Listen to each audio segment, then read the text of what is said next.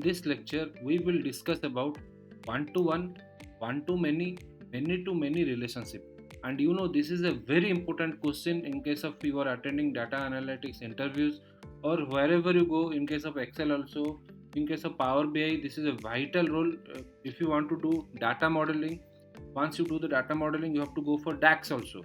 So in that data modeling, you need to learn what is one to one, what is one to many, and what is many to many, so that you can go for modeling part. So let me tell you a very easy example so that you can understand what exactly it means. See, you can see three tables here, right?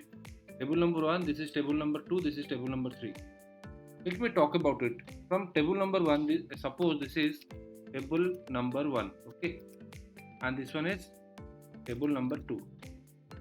Tell me, in table number one and table number two, which is the common column? Sir, I can see department ID from table 1 and department ID from table 2 are column. And see, are these values are unique? Unique means what?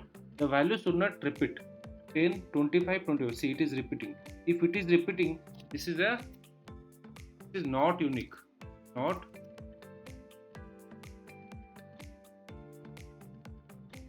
fine. Then department ID in table 2. See the values. These values are not at all repeating. Then if the data is given in the column are unique, this is 1. If the data is given in the table is not unique, it is many. So if you want to create a relationship between two, this is one to many relationship. This is called as one to many relationship. Now we'll see table number 3. Table number. So from the table 1, table 2, what is that? This is, one second, you can color it that you can understand. This is many to one relationship. Okay. And the second thing is we can check from table 1 and table 3. Is there any common thing? Yes, sir. Employee ID in table 1, employee ID in table 3. These both are common. Now let us check employee ID is unique or not. Yes, it is unique.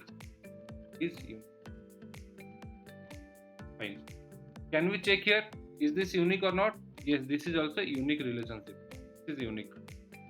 If both the columns are unique, we can say this is one to one relationship. One. We can do one thing. Mark it. Can you get my point? You have to check with both the tables which column is common. Once you find it, check the values are repeating in nature or the values are unique. If it is unique, this is 1. If it is not unique, this is many. So accordingly, you can check whether it has a many to one relationship or one to one relationship. Now we'll check another table now. Okay. Suppose this is table number 4. Okay, and this is table number 5. Check in this both the tables which is the common column. Sir, ID is the common column. Okay, so in ID, is this a repeated values or unique values? Sir, this is a repeated values. Okay, fine, repeated. Here the values are also repeated. If this is repeated, can you say both are many to many relationship? Yes, sir. Both the tables can do if you combine it, this is many to many relationship. Okay, and see many to many relationship. It is very, I can tell you it is it's a concept called bridge table. If you want to avoid many to many relationship, there is a concept called bridge table. What is that bridge table? That I will discuss now. See, do one thing. Copy this one. IDs. Paste here. Next, copy these IDs from table number 5. Then paste it here. What we will do, we will remove the duplicates. So select the table. Okay. Go to data. Click on this. This is called remove duplicates. Let me click on it. Okay.